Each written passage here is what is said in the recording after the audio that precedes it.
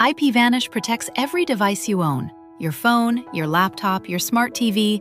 If it connects to the internet, it should be protected. IPVanish encrypts your connection and masks your IP address, helping keep your browsing private at home and on public Wi-Fi. And with no device limits, one account covers everything. Stream with added privacy, browse securely, connect with confidence. Online protection made simple. Right now, save 83% off the 2-year plan. Get started today at ipvanish.com/audio and take control of your privacy with IPVanish.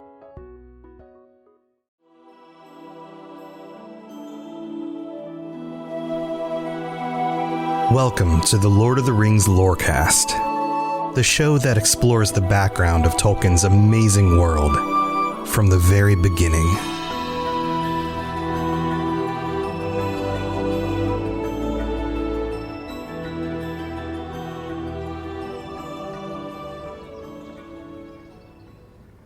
Welcome back to the Lord of the Rings Lorecast.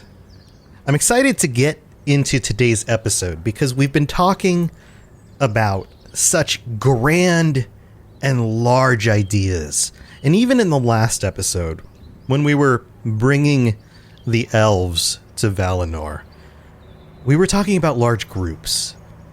Remember the Vanyar, the Noldor, the Teleri, the first group, the second group, and the third group, and the divisions of those groups. And yes, we did have some individual names.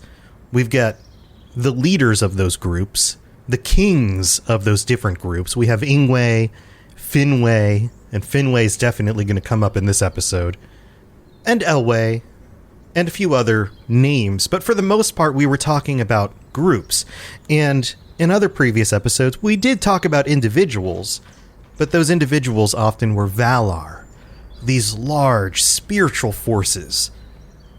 And the reason I'm excited about this episode is because for the first time in this show, we're starting to really narrow down into individual stories, individual characters.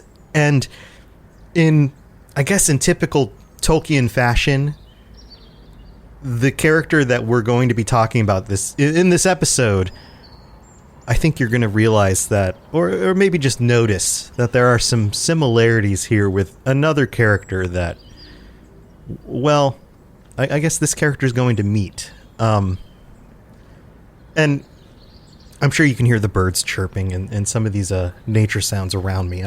This has been kind of the thing. I hope you guys are into this whole setting up the episode with some settings. But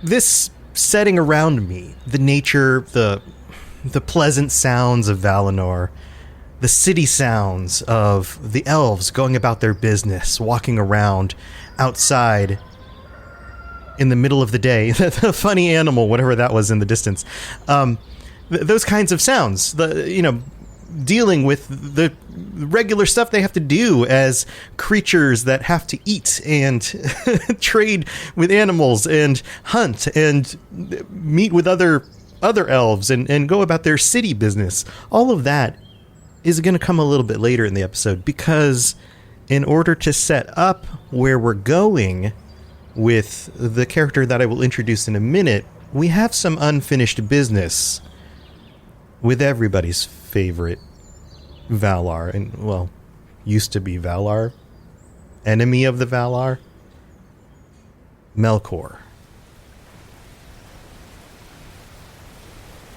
I think this is probably the more accurate setting for what we're about to discuss. You guys remember Melkor. Last time we talked about Melkor, sorry, I'm kind of huddled here underneath an awning. He was chained up. You remember this. The big battle before they brought the elves to Valinor. They locked him in the halls of Mandos for a very long time. This has been hundreds of years in the years of the trees. And this is a tricky topic when you talk about the years and how much time has gone by at this time in the world. But this is a very long period of time here. After a few hundred years now, the elves who have made it to Valinor have set up their homes. They've been living here in splendor in this heavenly city and countryside. This is a entire continent, basically, where they've established their lives. In this time period, characters like Galadriel have been born in Valinor.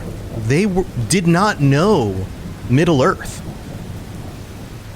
And during this time period, Melkor has been locked away. And so much time has gone by now that it has come time for Melkor to, well, go to trial. And in typical Melkorian fashion, he's brought before Manwë, and he feigns repentance. And Manwë, if you remember, is so close to the mind of Iluvatar that he cannot comprehend the evil of Melkor. He cannot begin to imagine what it would even be like to pretend to repent, to fake being sorry for something, and to still harbor ill will after all these ages. And so Melkor is freed. And I just can't imagine what this would have been like. The one power that you have been fighting against in all of this time, the one who has been striving against the creation of everything that you've been doing since you've come into the world, sits before you and says, "You're right, I'm wrong. I've changed. I know I did bad. You're right." I mean, of course he's going to say that, right? But we know that. But Manwë doesn't, because he has no sense of evil in him at all. Now, what's interesting here is that Tulkas and Ulmo, they're still suspicious. They're very slow to forget Melkor's evils because they understand more of the world. Ulmo is of the sea. He's of the world. He gets it. Tulkas, the warrior, he understands the driving instinct to battle, to break. And he knows that Melkor is not actually broken. And this sets the stage for our story today. Because Melkor is released, not to go wherever he wants. He must stay among the Valar. They're going to watch him. But he now can walk among the elves. And if you remember, there is no one that Melkor resents, not even Manwë, more than the elves. Because he knows that they hold a special place in Iluvatar's heart, higher than Iluvatar ever held Melkor. And he is jealous of them. But he doesn't tell them that. He bides his time. He has learned to become more patient. So he befriends them. And this is a theme we're going to see. And I bring up these themes because I want you to put them in your pockets. And these kinds of stories will come again and again. And we will see echoes of them. And if you don't know what happens in the Second Age, and you don't know what's going to be happening in the stories that will be revealed in the Amazon Lord of the Rings, the Rings of Power stories that we're going to start to get to see this fall, keep this story in your back pocket, because that series is not about the First Age. It's not about what's going on here, but there will be echoes of these things. Now, as Melkor is walking around among the elves, he's getting to know them. And he's talking with them. And of course, they're suspicious of him. But his influence is starting to be felt among the elves. And we start to get to know some of the elves. In the Silmarillion, we begin to get names. And the first and most important elf that we learn about is Feanor. Feanor, and I think that you guys are going to find an echo here, is the firstborn son of the Noldorian king. I almost said Noldorian, and then I decided to commit to it. But the king of the Noldor, Finwë. Remember, they're the middle group. They are the craftsmen. They are the second group to come to Aman, to Valinor.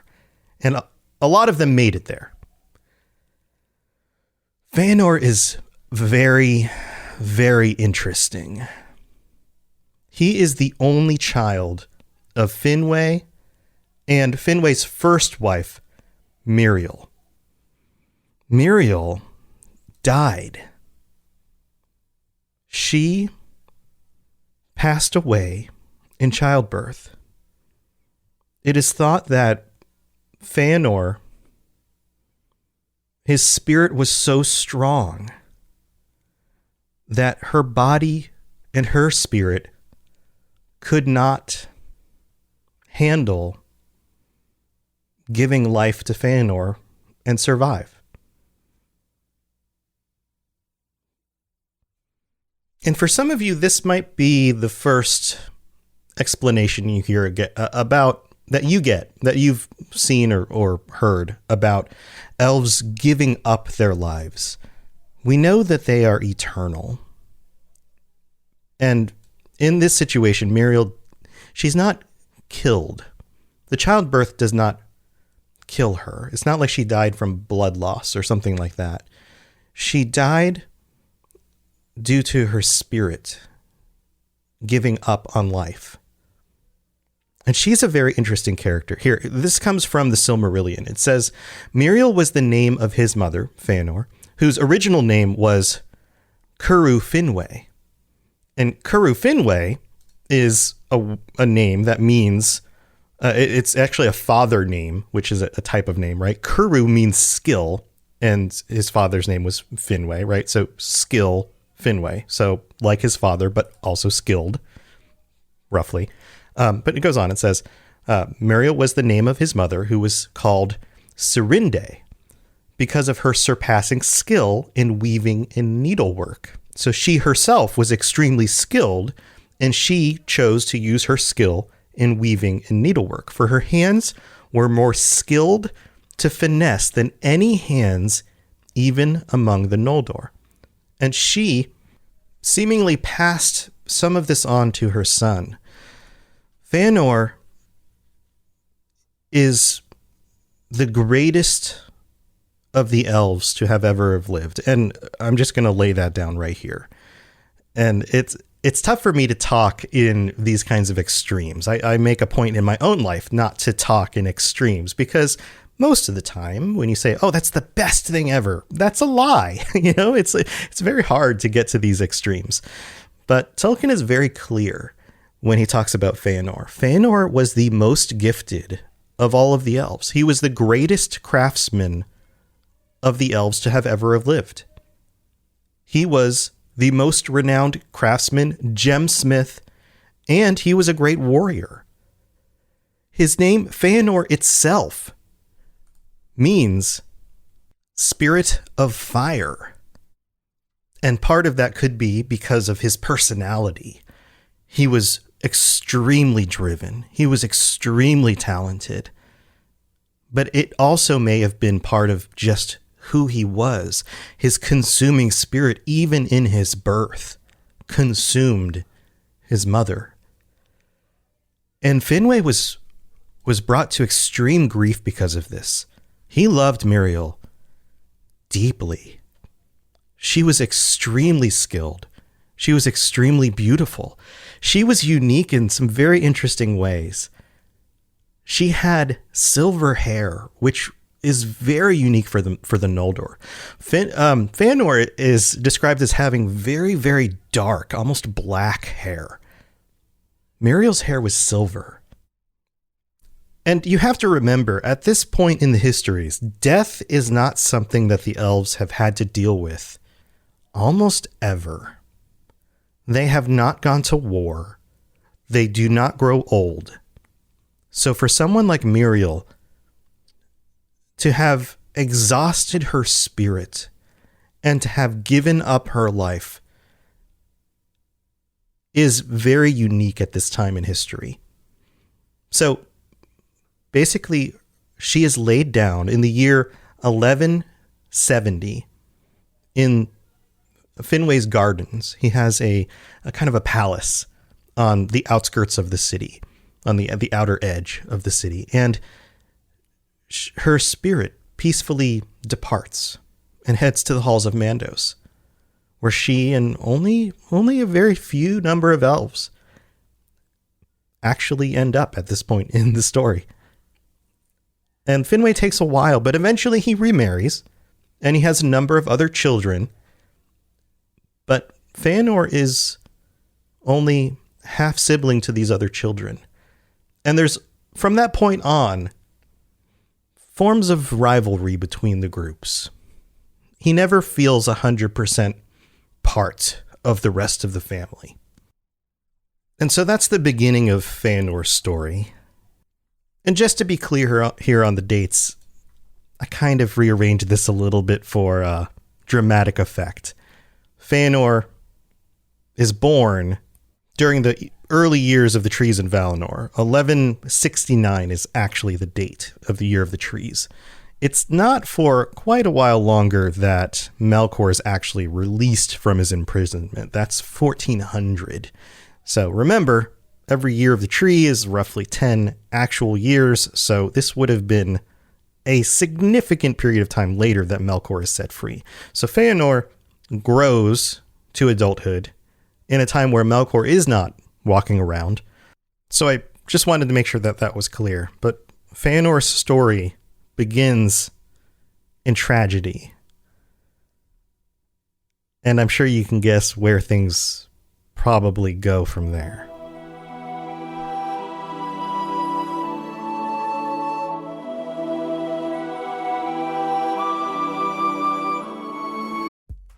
It's time for that spring reset. I'm taking a look at everything in my closet and figuring out that, oh no, this absolutely needs to go. And it's about time I replace things so that my clothes aren't older than my 15-year-old. Now you might think that they lasted that long because they were well made, but no, they're in terrible condition.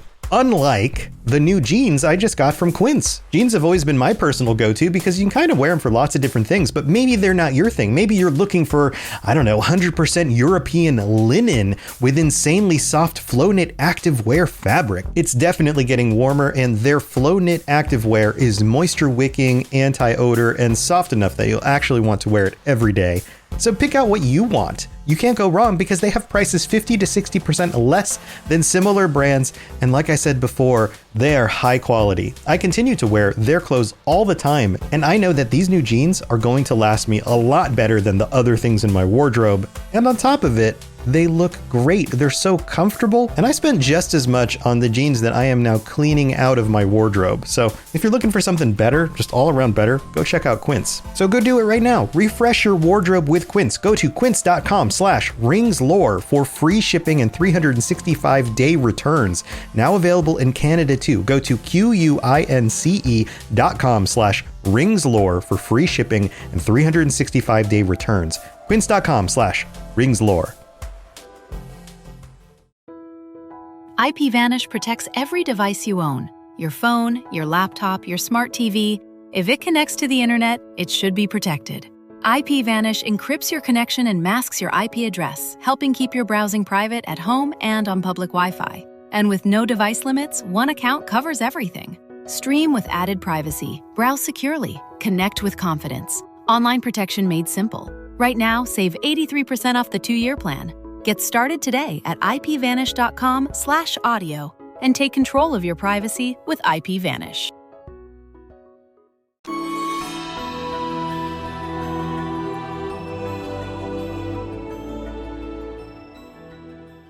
All right, everybody. Thank you for tuning into this episode. I hope you guys are enjoying it. I hope you stick around for the second half because that's where things really start to pick up. And man, the stories from this point on just get so good. There's so much awesome content about things that happen in the first and second age. And we only ever got novels about things that happened at the end of the story in the third age. There's just so much good content out there. I'm so excited to share it all with you. But thank you everybody for tuning in. Thank you to our patrons. We have some brand new patrons over just this last week who signed up. So big welcome to Veronica P and Arian. Welcome to the Patreon. I'm glad you guys are here. Thank you so much for joining us. And we got a new review in. This one's from Australia from Locha Walker, who wrote awesome with 2 exclamation marks, 5 stars. This is on Apple Podcasts. Once again, awesome podcast. Huge fan of the Witcher podcast, so the Witcher Lorecast and the Fallout Lorecast. Can't recommend robots enough. Covers everything in a great way. Absolute legend. Well, thank you so much, Locho Walker. Locho? It's a CH. I hope I'm pronouncing that correctly. Yeah, and for those of you who... I don't introduce myself very much on this show. I try to keep it kind of focused on the content. I go by Robots on the internet. That's why it's Robots Radio. But Tom, I often just say I'm Tom on here. But yeah, so when people say, hey, it's Robots, that's me also. But thank you so much. And if you'd like to help support the show, leaving a rating or review on Apple Podcasts, 5 stars helps out a ton.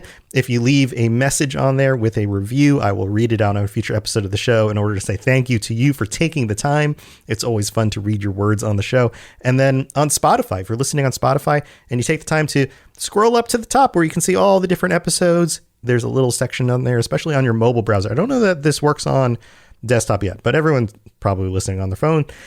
You can leave a little 5-star review on there as well. That helps a ton. So thank you to everybody who takes the time to do that.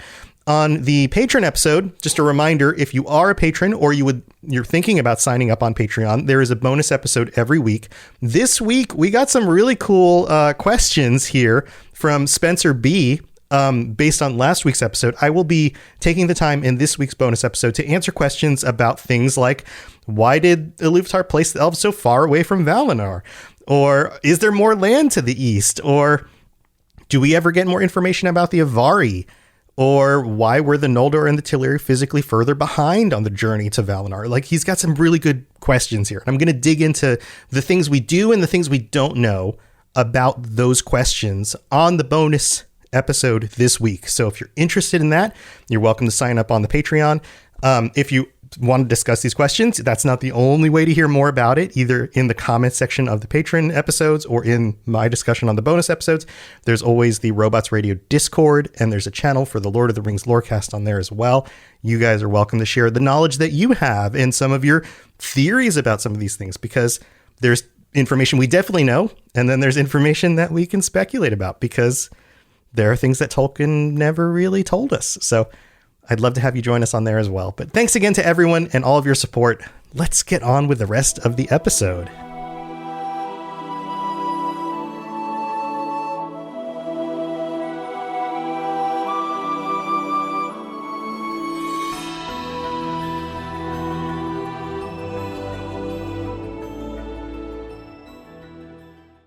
Feanor's story is long and complex, and we're not going to be able to cover the whole thing in 30 minutes. And his story is actually the cornerstone for the majority of what else happens, or maybe not cornerstone, catalyst is probably the right word. Feanor is the catalyst for the events of, well, is one of the catalysts for the events of the First Age. Let's leave that there, and I'm going to explain why that makes sense. You see, Feanor was a great craftsman. I've mentioned that before. He studied under Matan, who was another elf, an older elf, somebody who was a great craftsman of the Noldor, and Matan studied directly at the feet of Aule, the Valar, or the Vala. Aule was the best craftsman of all. He created the dwarves. Like, that is a feat almost on the level of Iluvatar creating the elves and the men, right? That, like, he is a craftsman of the Valar.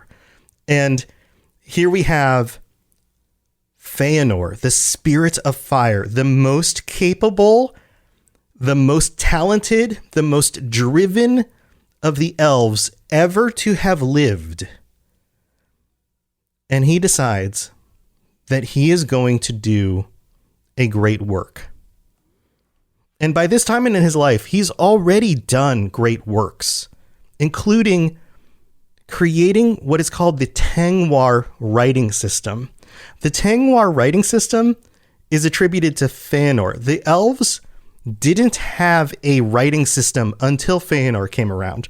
They spoke and they sang, but nobody wrote things down. Feanor invented writing. That's how much of a genius Feanor was. He wasn't just a craftsman, he was a genius. He figured out how to do things that nobody had ever done before. And if I were to ask you, what things inspire you? Most people will say beauty, power.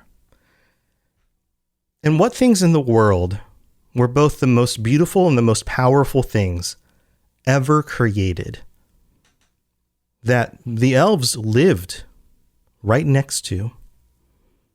We had an entire episode about this. The 2 trees of Valinor. Do you remember those? They took turns lighting up the sky. These were the greatest creations of the Valar. Laurelin, Telperion, Laurelin, the golden tree,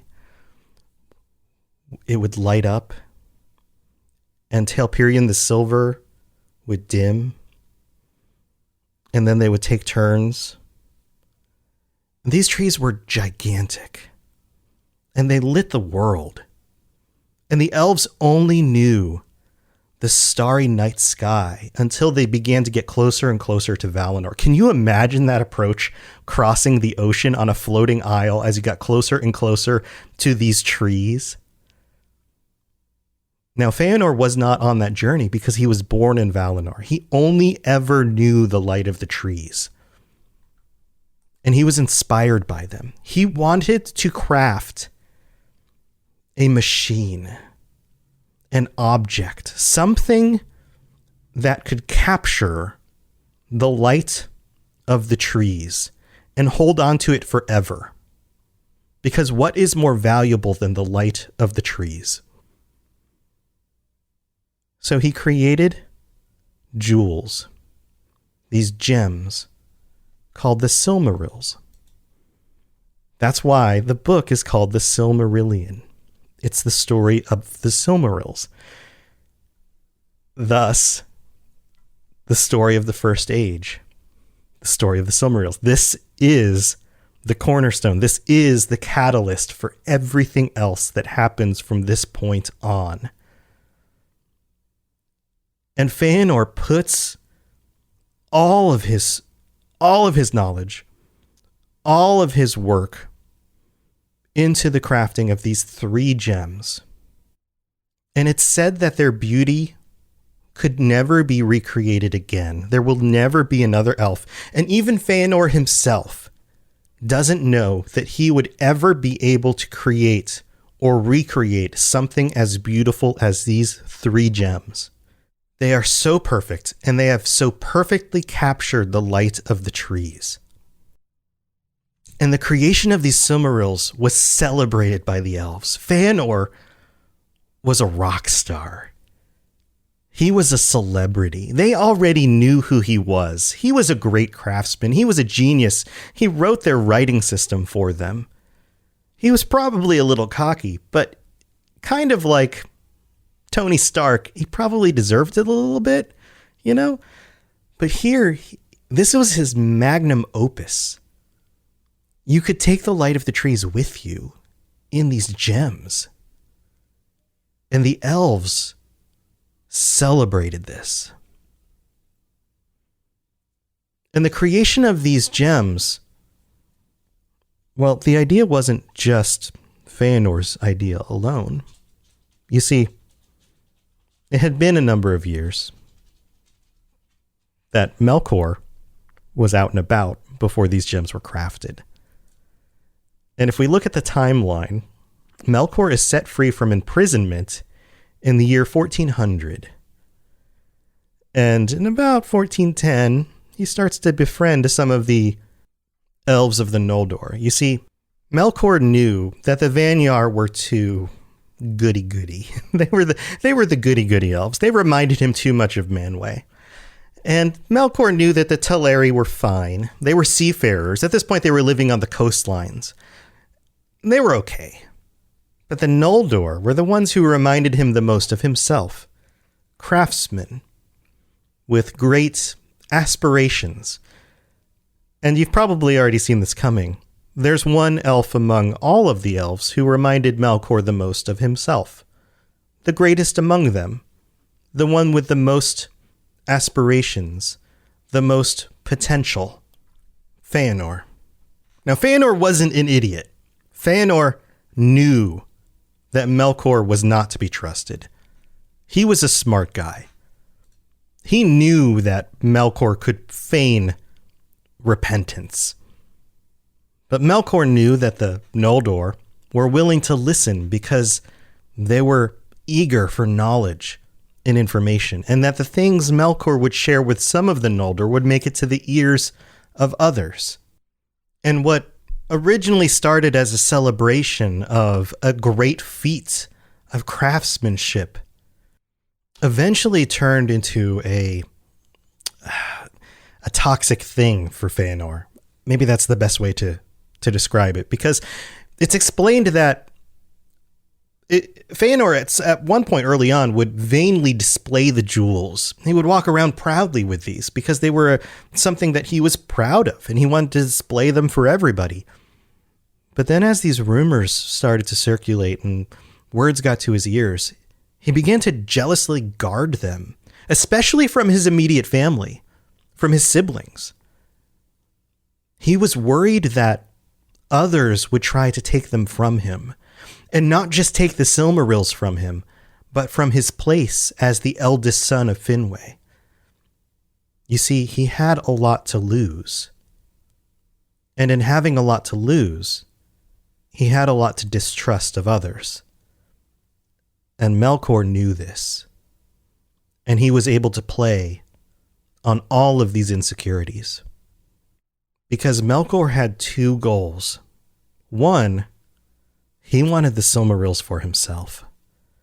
And two, he knew that the elves were not the only children of Iluvatar. There was another group coming. And if he could keep the groups divided, if first he could keep the elves divided amongst themselves, then that's a win.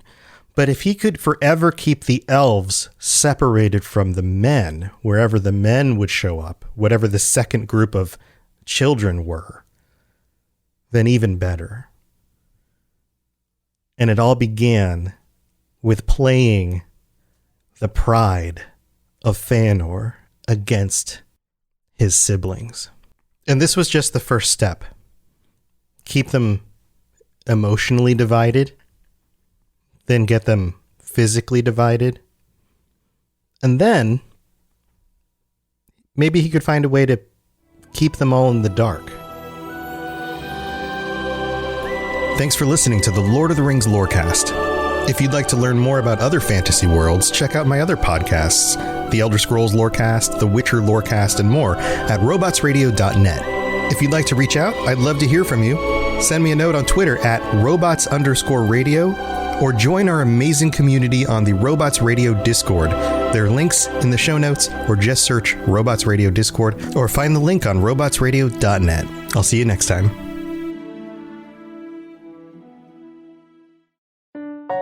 Robots Radio. Games, lore, stories, community. Just press play.